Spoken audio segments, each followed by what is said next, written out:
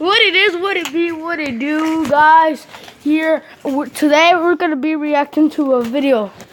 Yeah, today we're gonna be reacting to the top 5 worst games of all time. And I'm here with John Cena. Say hello, John Cena. Okay, hi. I'm just kidding, he's not even John Cena. Okay, let's start it. Be quiet, just shut up. Okay, fine.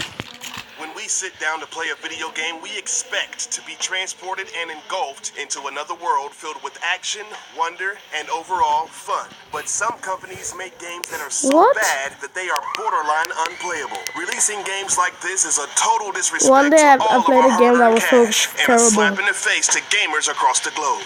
Today, we take a look at the top 5 worst games of all time.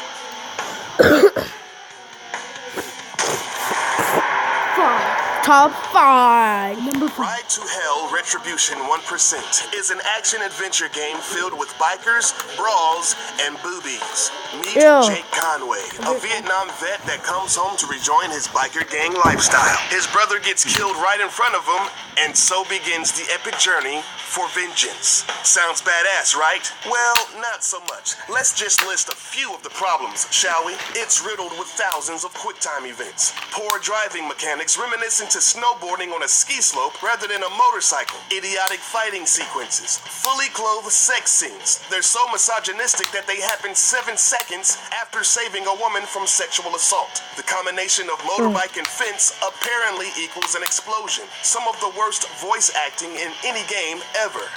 Oh, Suki Suki. Oh, wow.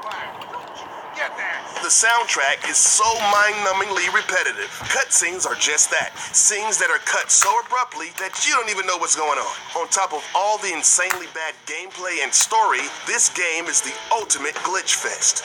And to think that this game was released in 2013, after 5 years of cancellations, reboots, and redos, this was the end result? I would rather hock a loogie on dry pavement only to watch it bake in the hot sun on a Tuesday afternoon than to play this festering corpse of a game again.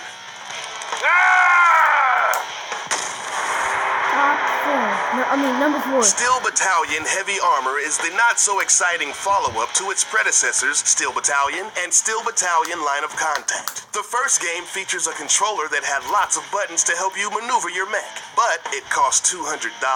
So, instead of making people buy a crazy expensive peripheral, they thought it'd be a good idea to utilize the technology of the Kinect on the Xbox 360. That sounds even worth The it. hardcore gamer looking to use the Kinect for something other than Kung Fu High Impact. While the visuals and the story were decent at best, it fails miserably at the most fundamental necessity, motion controls that actually work. Trying to combine the standard Xbox 360 controller and the Kinect for gameplay was a terrible, terrible mistake.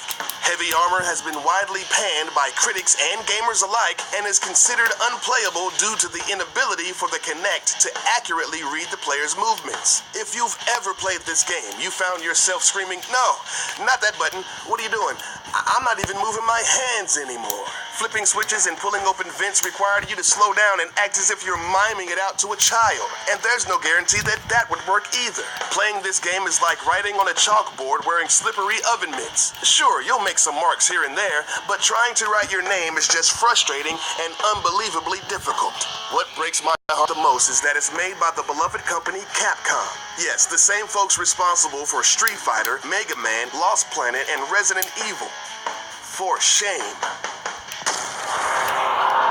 Hard to play. Superman 64 is the bane of the DC gaming enterprises. Yes, even worse than Aquaman.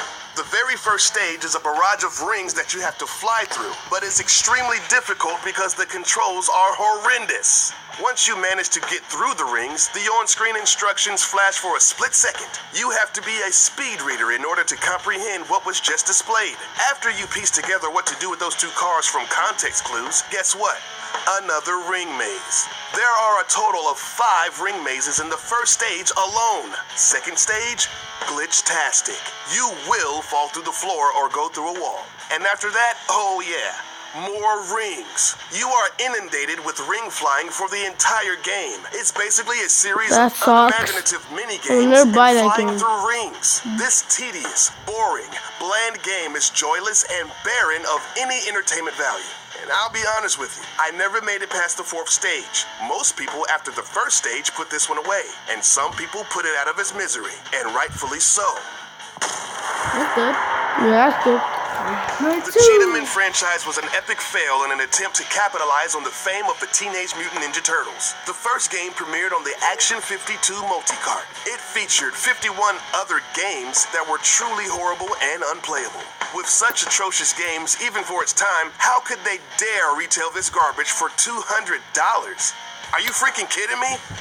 Okay, anyway, back to Cheetahman 2. Now, don't get me wrong, Cheetahman 1 was pretty horrible, but I had to give it to the sequel because they didn't learn from the mistakes of the first one and actually made even more mistakes, glitches, and unplayable levels. A few examples include not being able to duck and shoot enemies flying at you from the right side of the screen. These enemies are basically unkillable.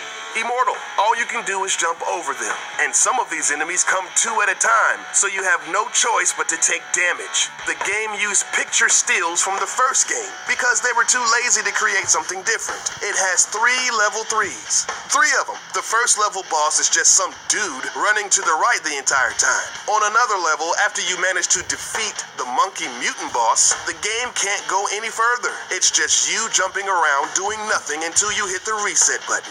This game sucks, but it wasn't intended to be released. It was found in a warehouse and was included on the second Action 52 multi-cart by the publishing company. Now that's just dirty. The #1 steaming pile of garbage of a... Wait, guys. Wait. Okay, game I'm has back. to be big rigs over the road racing. The premise... Well, guys, I'm gonna end the video here. I know I didn't finish it, but my cousin is leaving, so I'm gonna end the video here. Hope you enjoyed. Leave a like and subscribe, and I will do a video next Saturday. See you next time. Peace.